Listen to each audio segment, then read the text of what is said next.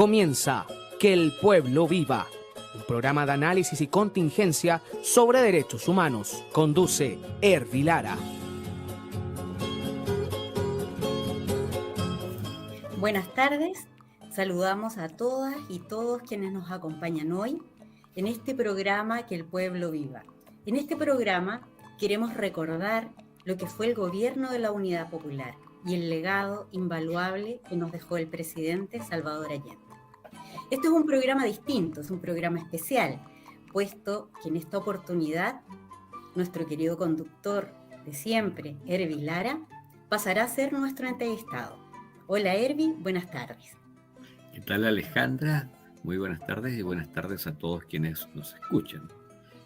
Con mucho gusto accedo a responder tus preguntas sobre la Unidad Popular y el rol del presidente Salvador Allende, que dado el hecho de que yo tuve la oportunidad de vivir el periodo, no alcancé a emitir mi voto a favor de Salvador Allende, porque aún no era mayor de edad en ese tiempo. La mayoría de edad era a los 21 años y a mí me faltaba, en septiembre del año 70, me faltaba un poquito. Estoy a tus órdenes. Bueno, Hervi, precisamente la intención de hablar contigo es que tú nos puedas contar tu experiencia y puedas compartir con los compañeros y compañeras que nos escuchan hoy, especialmente con los más jóvenes, que no tuvieron la oportunidad de conocer al presidente Salvador Allende. ¿Qué podrías destacar tú de su larga biografía? Mira, yo creo que es importante dar a conocer la biografía de Allende. Él no fue un aparecido, digamos, en la política chilena. Él fue presidente de la Centro de Alumnos y delegado al Consejo Universitario de la Universidad de Chile, cuando era estudiante, presidente del Consejo del Centro de Alumnos de la Facultad de Medicina. Él estudiaba medicina en la Universidad de Chile. Y más tarde fue vicepresidente de la Federación de Estudiantes de Chile, de la FES, ¿no?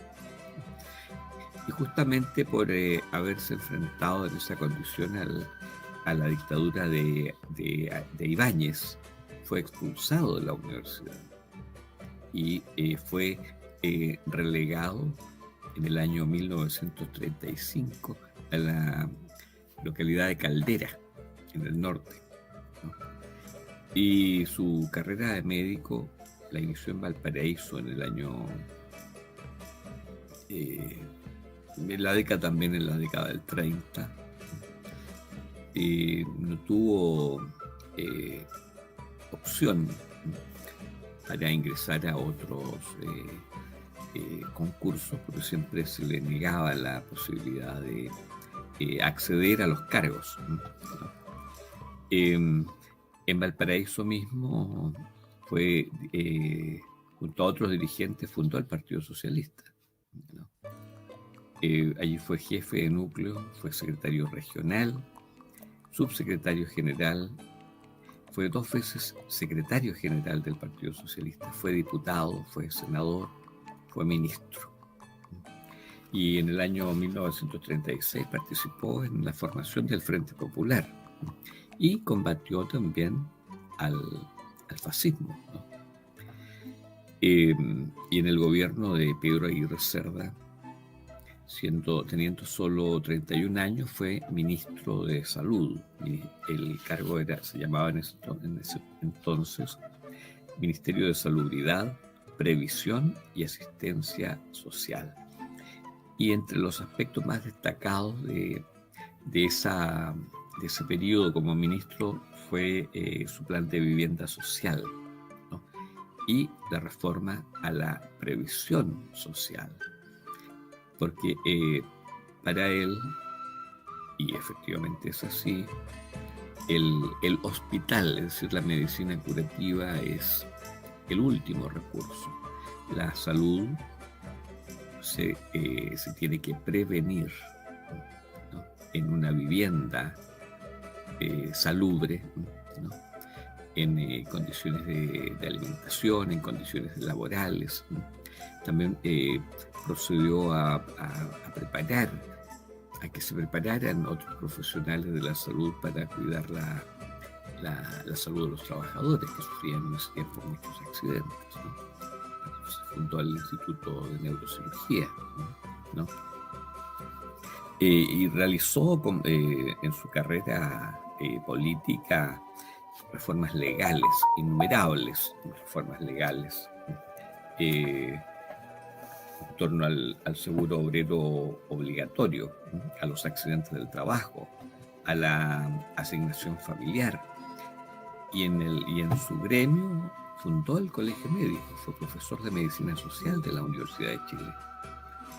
Fue presidente del Colegio Médico, fue director del Boletín Médico de Chile y de la Revista de Medicina Social. Es decir, fue un precursor de la medicina preventiva y social en Chile. Promovió leyes también, tal vez el que más leyes en favor de la madre y del niño promovió como legislador, sobre los derechos de los trabajadores. Hizo el Estatuto Médico Funcionario, fundó el Servicio Nacional de Salud ya en el año 1952. Luchó contra la represión y la ampliación de los derechos democráticos. El primer proyecto de nacionalización del cobre lo presentó en 1952. Y el segundo proyecto sobre lo mismo lo presentó en 1961. Y la nacionalización del cobre se concretó el Día de la Dignidad Nacional, el 11 de julio de 1971, siendo ya presidente. En 1939 él publicó el libro La realidad médico-social chilena. En ese momento la vida, la expectativa de vida en Chile era de 25 años como promedio. Qué bajo. Y dice literalmente, me voy a permitir leer un párrafo: de cada 20 niños, uno nace muerto. De cada 10 que nacen vivos, uno nace durante el primer mes, la cuarta parte durante el primer año y casi la mitad durante los primeros 5 años. Tenemos casi la más alta mortalidad infantil y adulta del mundo. Entonces planteó y llevó adelante el mejoramiento de la alimentación, de viviendas dignas, de legislación del trabajo que mitigara la explotación, de la lucha contra el alcoholismo, la atención de la salud prioritaria de la madre y del niño, el combate a la tuberculosis y a las enfermedades venéreas. Y yo creo que es importante señalar por qué había tanta miseria en Chile. Y es que para la guerra del Pacífico, se salía a cazar, a lacear campesinos. Fueron obligados a ir a luchar al norte. Y además que las condiciones laborales, las condiciones de vida del inquilinaje, los inquilinos de los fondos eran muy, muy lamentables, ¿no? Eran prácticamente una forma de esclavitud. Entonces hubo mucho éxodo hacia las grandes ciudades, especialmente hacia Santiago. Éxodos del campo a la ciudad. ¿Sí? Pero permíteme interrumpirte porque, bueno, vemos entonces que Salvador Allende tiene una destacada trayectoria desde muy joven, tanto como dirigente estudiantil, después como diputado, como ministro, también señalabas tú. Son cosas que nosotros no conocemos, por lo tanto nos parece muy interesante. Pero Allende encabezaba un proyecto de la Unidad Popular. ¿Qué logros podrías destacar tú se alcanzaron en ese breve periodo en que él fue el presidente de Chile? Bueno, yo creo que voy a enlazar con lo que te decía antes, porque yo creo que es muy importante señalarlo, ¿no? Que la miseria era muy grande y hubo un gran éxodo, ¿no? De alrededor del 10% de la población del Valle Central emigró posteriormente hacia el norte, hacia Australia, California, Argentina, hacia Perú, ¿no? Entonces, eso significó que no hubo una estabilidad familiar. Las relaciones familiares eran muy inestables, y por lo tanto también había una gran vagancia infantil, ¿no? Ese es el resultado de que mientras la oligarquía se enriquecía, ¿no? como si el pueblo no existiera, ¿no? Se enriqueció con el salitre, con lo que eso significó, y con la sangre derramada por los trabajadores, por los que fueron a pelear sin saber para qué, en realidad, ¿no? Entonces eso provocó que la gente emigrara hacia Santiago, sobre todo la formación de conventillos, el vagabundaje, ¿no? Los gañanes, ¿no es cierto? Transmutantes, ¿no? Niños vagos y la prostitución. Entonces había mucha enfermedad social, mucha enfermedad venérea, ¿no? Tuberculosis. De eso se hace cargo Allende para ir solucionando. Y efectivamente eso se solucionó. Entonces, por eso es que él tuvo tanto arrastre popular, ¿no? Porque se confiaba en él, era un hombre que cumplía su palabra y que tenía una trayectoria, ¿no? Entonces, a mi parecer, lo que se dio en llamar la vía chilena al socialismo, que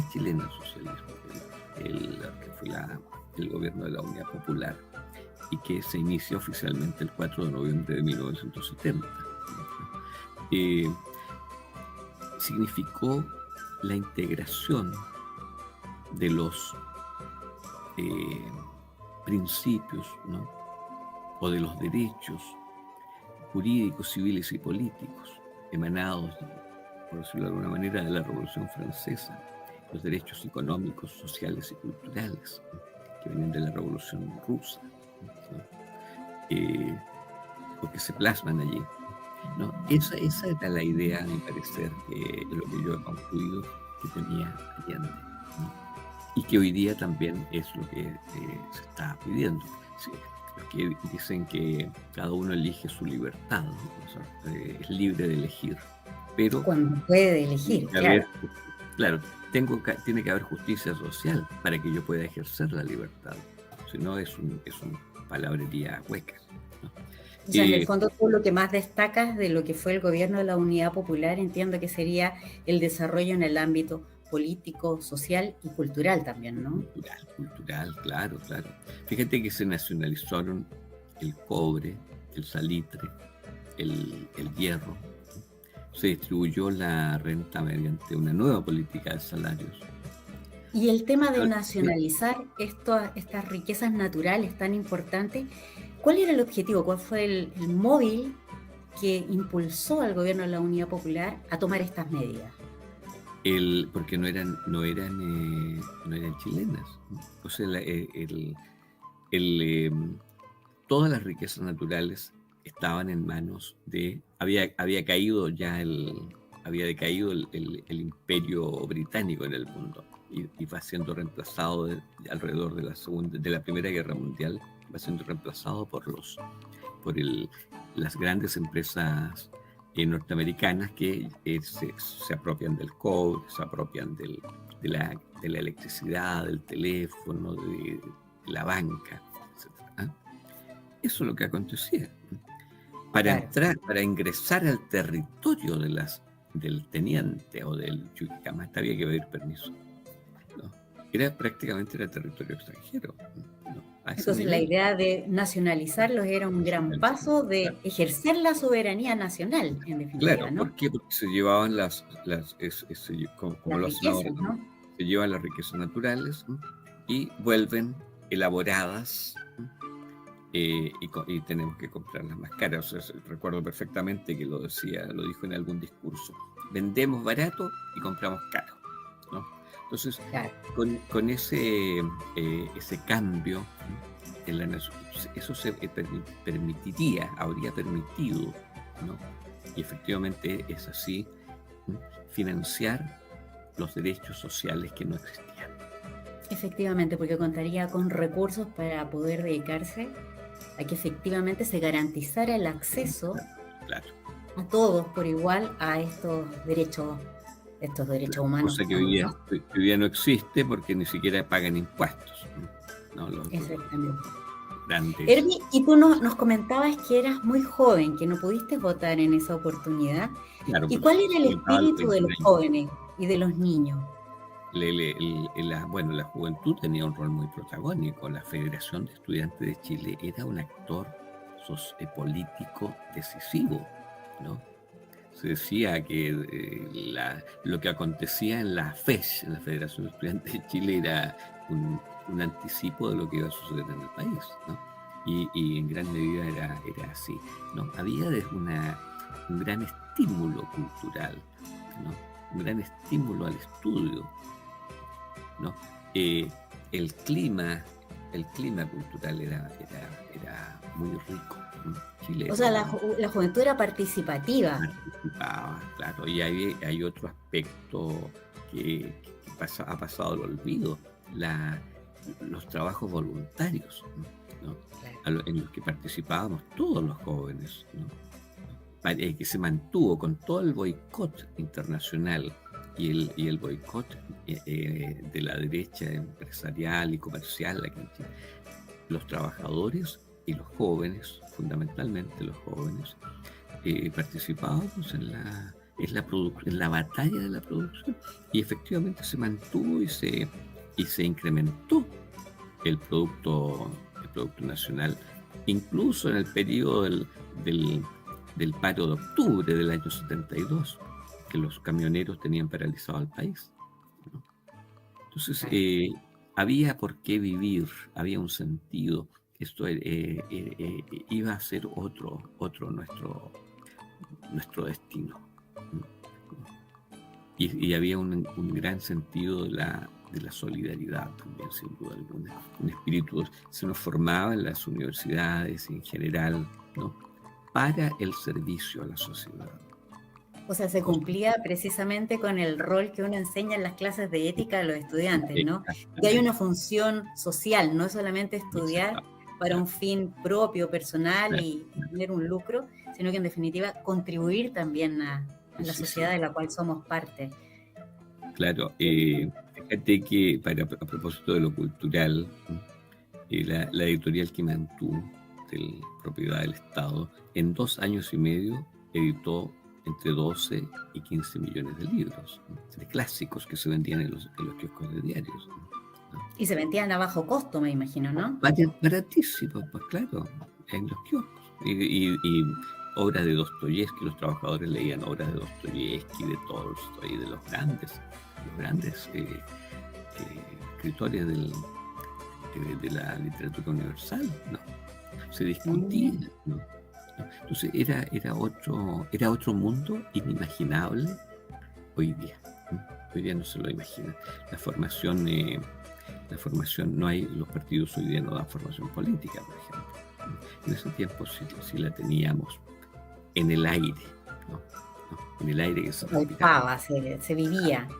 Claro. Bueno, hoy día no tenemos ni educación cívica en los colegios, prácticamente eso. Filosofía se ha ido eliminando. Así es, claramente, claro. Todo lo que invita a cuestionar, a pensar, a reflexionar. Y no existía la censura ni la autocensura, ¿no? Cada uno tenía derecho a decir su palabra, y eso era lo más natural del mundo, ¿no? El daño que nos hizo la dictadura fue demasiado grande. Brutal. Demasiado grande, una herida que no se puede todavía cicatrizar. Herbie, ¿te parece si invitamos a los compañeros y compañeras que nos están acompañando en esta tarde en el programa Que el Pueblo Viva a ver un pequeño video en el cual se extractan distintos discursos importantes del presidente Salvador Allende? Por supuesto, claro, es muy importante. Todos sus discursos fueron de un gran contenido. Vamos entonces a ver este video que preparó nuestro compañero Pablo Ruiz. Pero América Latina no puede seguir siendo solo continente de la esperanza. Hay que imaginarse lo que significa la brecha, la distancia que separa a nuestros países, dependientes en lo económico y sometidos en lo político, de los países del capitalismo industrial y de los países socialistas. En América Latina no puede seguir existiendo la diferencia brutal de una minoría dueña del poder y la riqueza y las grandes masas al margen de la cultura, de la salud, de la vivienda, de la alimentación, de la recreación, del descanso. Muchas veces lo hemos dicho, y bastaría citar tan solo una cifra. En América Latina hay más de 20 millones de seres humanos que viven al margen del conocimiento de la moneda como medio de intercambio. En América Latina hay 140 millones de semianalfabetos y analfabetos. En América Latina faltan 19 millones de viviendas. El 53% de los latinoamericanos se alimenta mal. En América Latina hay 17 millones de cesantes y además hay más de 60 millones de gente que tiene solo trabajos ocasionales. Por lo tanto, el régimen capitalista ha demostrado su ineficacia. La explotación del hombre por el hombre como característica de eso ha hecho crisis. América Latina tiene la oportunidad de estar presente en el momento en que el mundo cruje en lo económico, cruje en lo moral. Hay jóvenes viejos y viejos jóvenes, y en estos me ubico yo.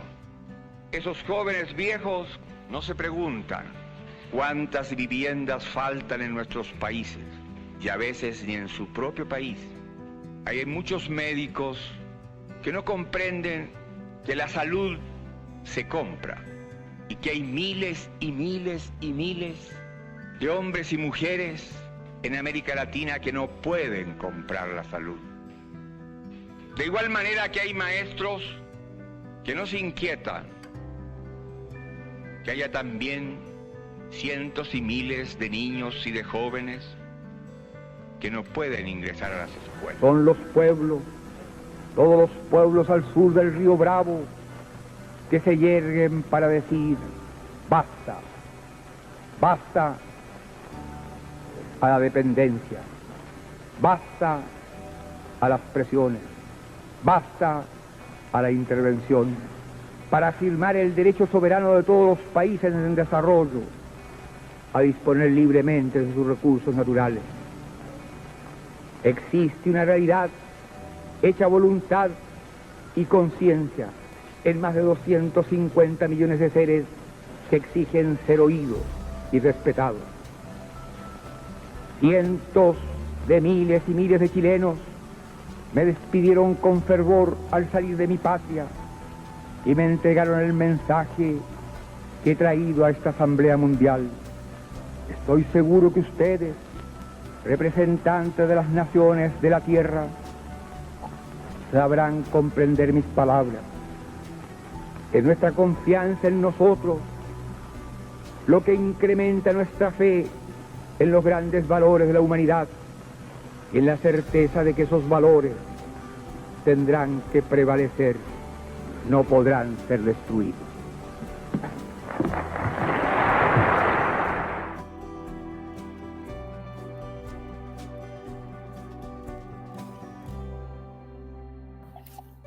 Ya estamos de regreso en este segundo bloque del programa Que el Pueblo Viva.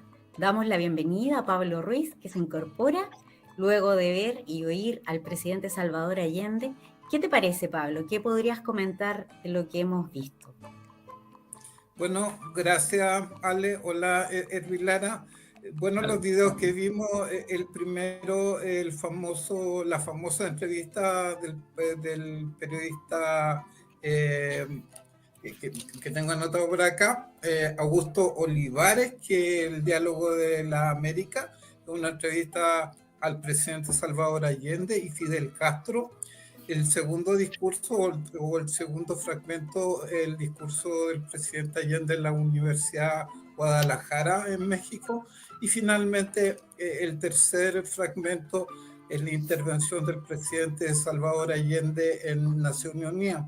Sin duda, para mí como persona, creo que Allende fue uno de los mejores presidentes intelectualmente hablando, con una capacidad oratoria tremenda. Quiero destacar que en el segundo fragmento, cuando Allende se pregunta, o sea, pedagógicamente habla de las preguntas, los médicos no preguntan que la salud tiene que ser comprada, los profesores no piensan en los niños que no pueden acceder a la educación. Creo que eso es súper importante. En general, lamentablemente, la desinformación y la falta de educación política es muy seria en nuestro país. Leí hace poco un reportaje de la periodista Mónica González y decía que el 1% de los más ricos concentran el 49% de la riqueza. Creo que es importante que la gente que nos escuche se pregunte por qué hay tanta injusticia, por qué no tenemos buena educación, por qué hay largas listas de los hospitales, por qué las personas reciben un sueldo miserable que no les alcanza. Hay compatriotas que nunca tienen la posibilidad de ir al cine a ver una película o de viajar al mar, al derecho al descanso. Creo que Allende fue un presidente tremendamente sabio, inteligente, y obviamente esa también son razones por qué los Estados Unidos hicieron esfuerzo para derrocarlo, porque Allende quería la justicia social y que las personas pudieran efectivamente acceder a los derechos, tal como nos decía Herbie en la primera parte de nuestro programa. Ese sería mi aporte y comentario a este programa especial en homenaje a Salvador Allende y la obra de la Unidad Popular.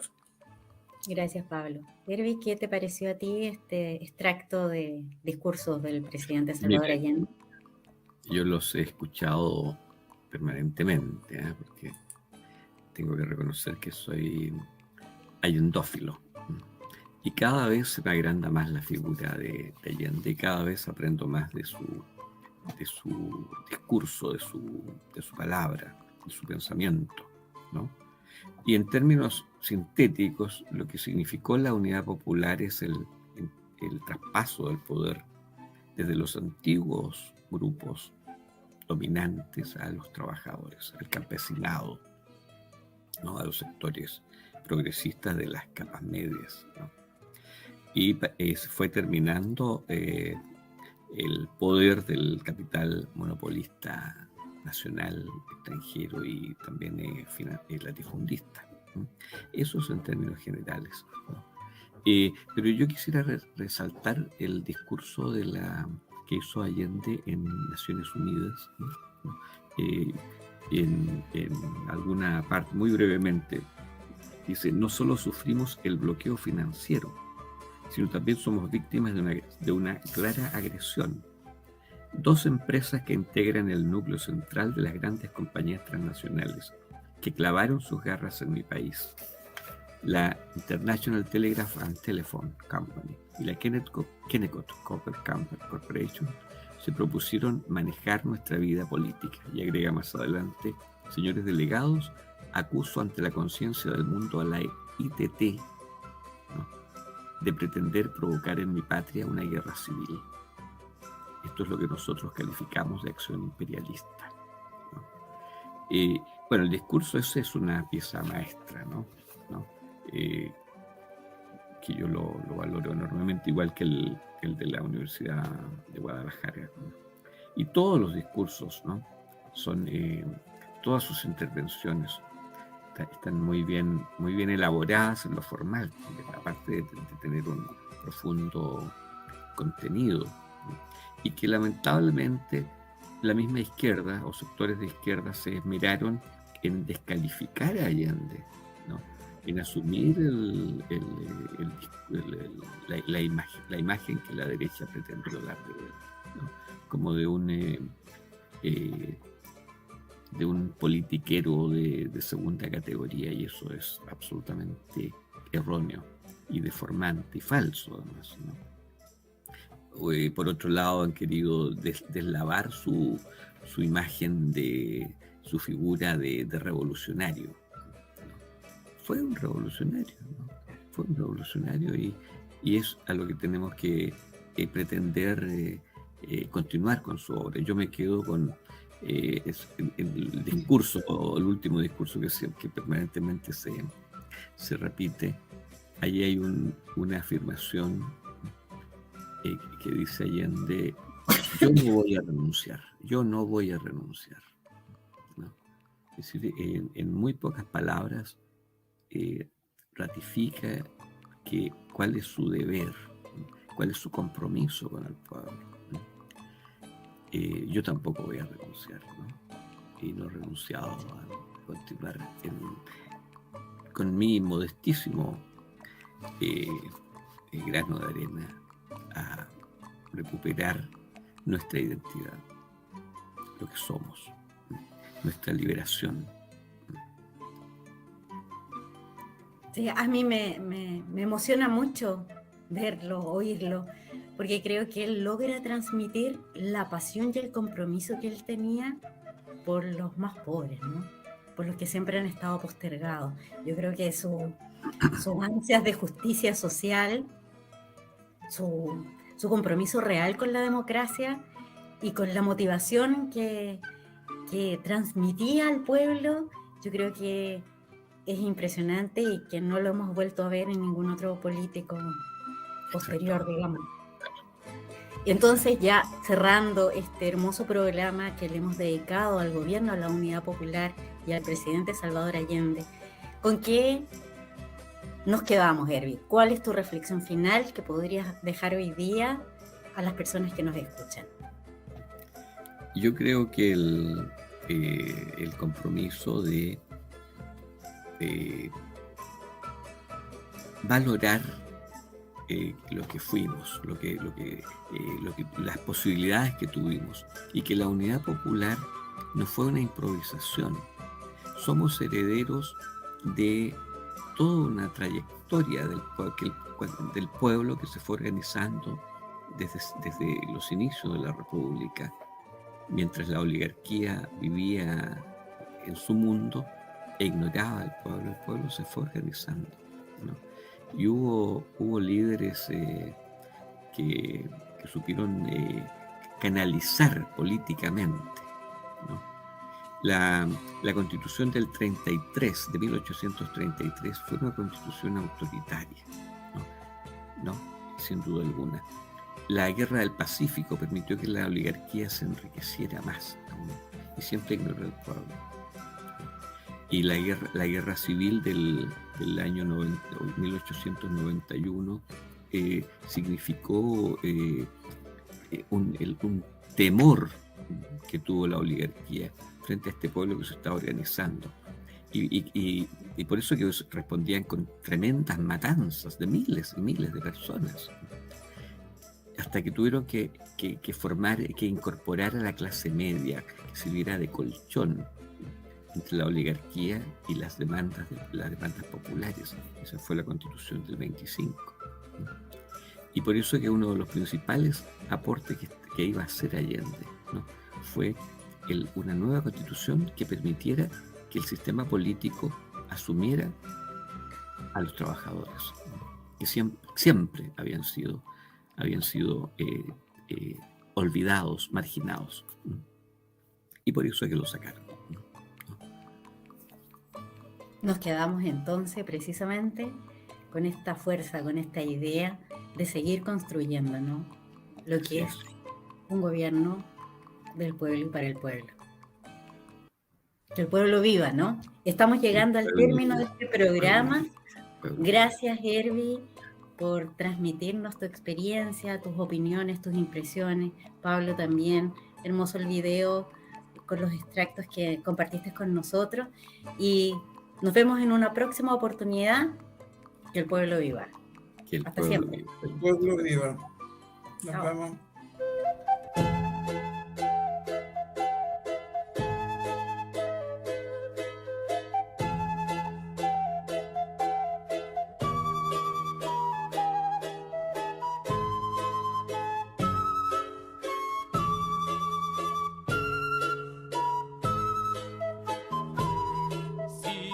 nuestra tierra nos pide, tenemos que ser nosotros los que levantemos Chile.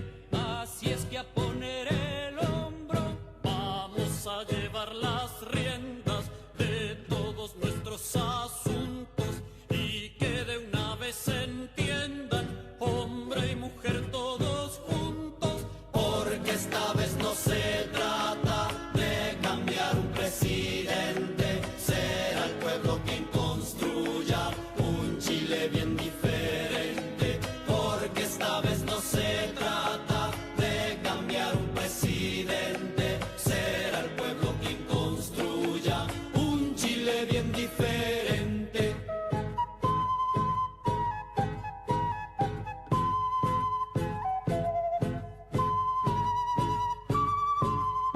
Todos vénganse a juntar, tenemos la puerta abierta y la unidad popular es para todo el que quiera. Echaremos fuera al yanqui y su lenguaje siniestro con la unidad popular.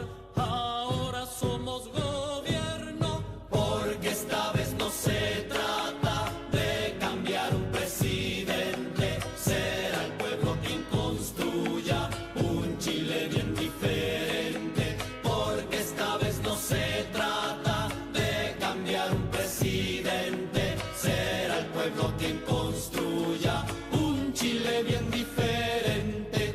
La patria se verá grande con su tierra liberada, porque tenemos la llave, ahora la cosa marcha, ya nadie puede quitarnos el derecho de ser libres y como seres humanos podremos vivir en Chile, porque esta vez no se trata de cambiar un presidente, será el pueblo quien construya un Chile bien diferente, porque esta vez no se trata de cambiar un presidente, será el pueblo quien construya un Chile bien diferente.